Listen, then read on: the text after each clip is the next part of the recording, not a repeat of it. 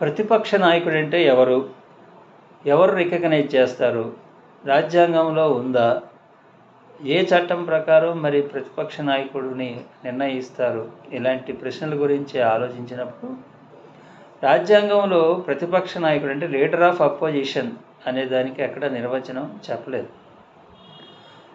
కానీ leader of అపోజిషన్కి ఎంత ప్రాధాన్యత ప్రజాస్వామ్యంలో ఉందో అందరికీ తెలుసు. 1977లో సెంట్రల్ లెవెల్లో ఒక చట్టం ఉంది, payment of salaries and allowances act అనేది. అంటే వీళ్ళకి హౌస్ మెంబర్స్కి సంబంధించి ఎట్లా ఇవ్వాలి శాలరీస్ దానికి సంబంధించి దాంట్లో లీడర్ ఆఫ్ అపోజిషన్కి డెఫినేషన్ ఉంది. ఆ డెఫినేషన్ గురించి చర్చించే ముందు గతంలో కూడా మనకి 1950 నుంచి మనకి జనరల్ ఎలక్షన్లు జరుగుతున్నాయి. దాంట్లో లీడర్ ఆఫ్ మన ఎలక్షన్స్ అయిన తర్వాత లీడర్ ఆఫ్ అపోజిషన్స్ ఉండేవాళ్ళు.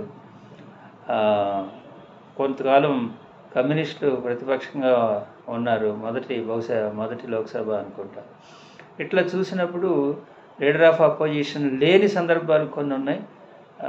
అట్లాగే లీడర్ ఆఫ్ అపోజిషన్ని నియమించిన సందర్భాలు చాలా వరకు ఉన్నాయి. అయితే ఇప్పుడు చర్చ ఏంటంటే, ఒక లీడర్ ఆఫ్ అపోజిషన్ కావాలి ఒక అసెంబ్లీలో కానీ ఒక మన పార్లమెంట్లో కానీ అంటే చట్టం ఏంటి? రాజ్యాంగంలో లేదని ముందే చెప్పుకున్నాం. ఎవరు లీడర్ ఆఫ్ అపోజిషన్ అనేదానికి లేదు, నియమించడం ఎలా అనేదానికి కూడా ప్రొసీజర్ లేదు.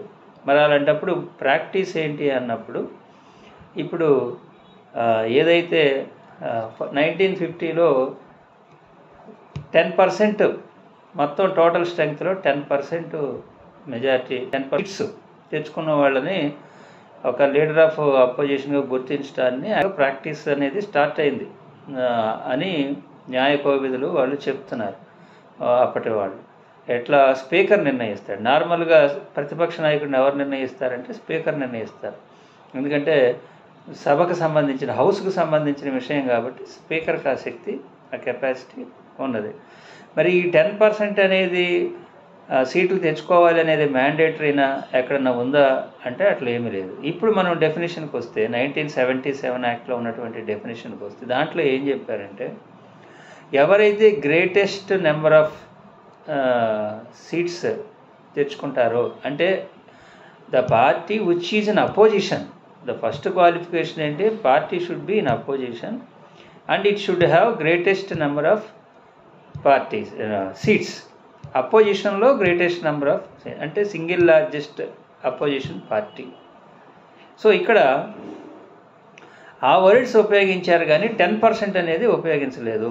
గ్రేటెస్ట్ నెంబరు లార్జెస్ట్ నెంబరు అనే వర్డ్స్ ఉంది తప్ప 10% అనేది లేదు. కాబట్టి ఇక్కడ క్లారిటీ ఏంటంటే, చాలామంది న్యాయ కోవిదులు చెప్పేది ఏంటంటే, రాజ్యాంగంలో కానీ యాక్ట్స్లో కానీ ఇక్కడ ఎక్కడా కూడా 10% తెచ్చుకుంటేనే ప్రతిపక్ష నాయకుడు అవుతాడనేది లేదు. స్పష్టత ఏంటంటే సింగిల్ లార్జెస్ట్ కానీ గ్రేటెస్ట్ నెంబర్ ఆఫ్ సీట్స్ కానీ తెచ్చుకోవాలి, he should be in opposition అనేది ఉంది తప్ప 10% అనేది మ్యాండేటరీ కాదు. అట్లాగే సెంట్రల్ లెవెల్లో ఏ విధంగా అయితే ఈ అలవెన్సెస్కు సంబంధించి 1977 యాక్ట్ ఉన్నదో, 1953లో ఆంధ్రప్రదేశ్కు ఒక యాక్ట్ ఉంది.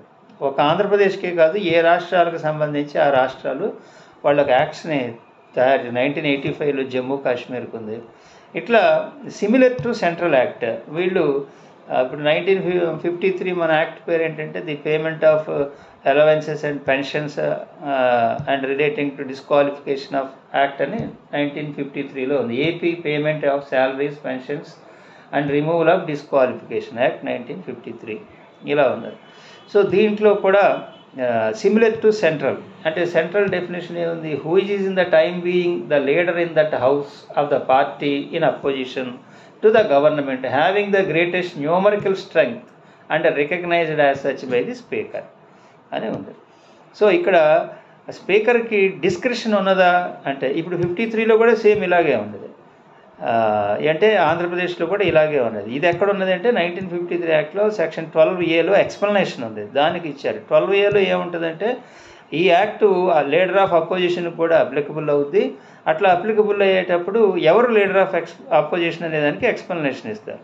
ఈ విధంగా అక్కడ యాక్ట్ ఉంది. కాబట్టి ఇప్పుడు ప్రతిపక్ష నాయకుడు అవ్వాలి అంటే సింగిల్ లార్జెస్ట్ పార్టీయే తప్ప 10% సీట్లు తెచ్చుకోవాలనేది పాయింట్ కాదు. ఇప్పుడు కాంగ్రెస్కి గత పార్లమెంట్లో 52 మెంబర్స్ వచ్చినప్పుడు ఇదే చర్చ జరిగింది.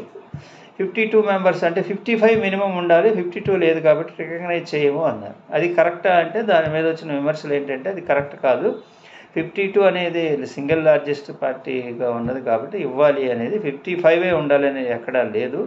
దీని మీద ఢిల్లీ హైకోర్టులో కొంతమంది ఎవరో కేసు కూడా వేయటం జరిగింది. కాకపోతే ఢిల్లీ హైకోర్టు డిఫరెంట్ ప్రిటెక్స్ట్లో డిస్మిస్ చేయడం జరిగింది. సో ఆ విధంగా చూసినప్పుడు ఇక్కడ ప్రతిపక్ష నాయకుడు అంటే అర్థం single largest in opposition. Suppose same number ఇద్దరు పార్టీలకు వస్తే అప్పుడు ఏం చేయాలి అంటే అపోజిషన్లో ఉన్న వాళ్ళల్లో సేమ్ నెంబర్ వచ్చింది, అప్పుడు ఉన్న దాంట్లో ఎవరిని సెలెక్ట్ చేయాలి అంటే అప్పుడు having regard to the status of the such party అన్నారు. అంటే ఉన్న పార్టీలో ఆ స్టేటస్కి రిగార్డ్ అంటే గౌరవం ఇవ్వాలి, ఆ పార్టీ యొక్క స్టేటస్కి గౌరవం ఇచ్చి అప్పుడు నిర్ణయం చేయాలి. అంటే స్పీకర్ డిస్క్రిప్షన్ అక్కడ వస్తుంది. కానీ ప్రతిపక్ష నాయకుడిని నిర్ణయించే దాంట్లో స్పీకర్ డిస్క్రిప్షన్ లేదు. ఇట్ ఈజ్ ఎ స్టాట్యుటరీ, చట్టబద్ధమైన డ్యూటీ. అంటే ఎవరైతే సింగిల్ లార్జెస్ట్ వాళ్ళు ఉన్నారో వాళ్ళు అప్లికేషన్ పెట్టుకుని మమ్మల్ని ప్రతిపక్షంగా గుర్తించండి అంటే గుర్తించాలి. ఇట్ ఈజ్ స్టాట్యుటరీ డ్యూటీ అని చెప్పి న్యాయ కోవిదులు చెప్పే విషయం. వాళ్ళు అప్లికేషన్ పెట్టుకోవాలి, స్పీకర్ రికగ్నైజ్ చేయాలి. మరి అసలు ప్రతిపక్ష నాయకుడు లేకపోతే ఏమవుతుంది? అసలు ప్రతిపక్ష నాయకుడికి ఉన్న డ్యూటీస్ ఏంటంటే ప్రతిపక్ష నాయకుడికి జనరల్గా డెమోక్రసీని కాపాడే జనరల్ డ్యూటీస్ ఉంటాయి. అంటే గవర్నమెంట్ని క్వశ్చన్ చేయటం, తప్పు చేస్తే ఫైండ్ అవుట్ చేయటం, వాయిస్ ప్రజల తరపున రేజ్ చేయటం, గవర్నమెంట్ చేసే తప్పు ఏదైనా ఉంటే దాన్ని మీద ప్రొటెస్ట్ చేయటారు. ఇట్లాంటివన్నీ వాళ్ళు ఉండి డెమోక్రసీని సేవ్ చేయడానికి ప్రయత్నం చేస్తారు. అవి కాకుండా ఇప్పుడు మీరు కొన్ని చట్టాలు ఉంటాయి, మానవ హక్కుల చట్టం, సమాచార హక్కు చట్టం, లేకపోతే సెంట్రల్ విజిలెన్స్ కమిషను, ఇట్లాంటి వాళ్ళని నియమించాలంటే ప్రతిపక్ష నాయకుడు కూడా ఒక సెర్చ్ కమిటీ ఉంటుంది. ఆ సెర్చ్ కమిటీలో ప్రతిపక్ష నాయకుడు కూడా వాళ్ళు ఉండాలి. మరి అటువంటి ప్రతిపక్ష నాయకుడు లేకపోతే పరిస్థితి ఏంటి అంటే ఇప్పుడు ఏం చేస్తున్నారంటే ఒక్కొక్క చోట ఈ 10% రావట్లేదనే పేరుతో చట్టాలను కూడా మారుస్తున్నారు. అంటే చట్టంలో ప్రతిపక్ష నాయకుడు దీనిలో మెంబర్గా ఉండాలి అని ఆర్టీఐ చట్టంలోనో హ్యూమన్ రైట్స్ చట్టంలోనో లేదా సిబిసిలో ఎక్కడన్నా ఉందనుకోండి, ఇప్పుడు దానికి బదులు ప్రతిపక్ష నాయకుడికి బదులు single largest party leader of the opposition party who is having single largest number అని చెప్తున్నారు. అట్లా మార్చి చట్టాలు కూడా మారుస్తున్నారు. అలా సింగిల్ లార్జెస్ట్ కానీ మార్చినప్పుడు చట్టంలో ఉన్నటువంటి గ్రేటెస్ట్ నెంబర్ అనే స్ట్రెంగ్త్ని తీసుకోవాలి కదా, అంతే తప్ప 10% అనేది మ్యాండేట్ కాకుండా అది లేదు కదా. ఇట్స్ ఓన్లీ ప్రాక్టీస్, ఒకసారి 2 సార్లు తీసుకున్నట్టున్నారు. అలా కాకుండా కూడా చాలా చోట్ల, ఇప్పుడు ఉదాహరణకి ఢిల్లీ అసెంబ్లీ తీసుకుంటే అక్కడ 70 సీట్లు ఉంటాయి.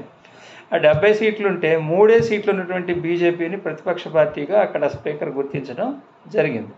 సో ఆ విధంగా మరి 70 అంటే కనీసం 7 ఉండాలి కదా, కానీ 3 ఉన్నాయి.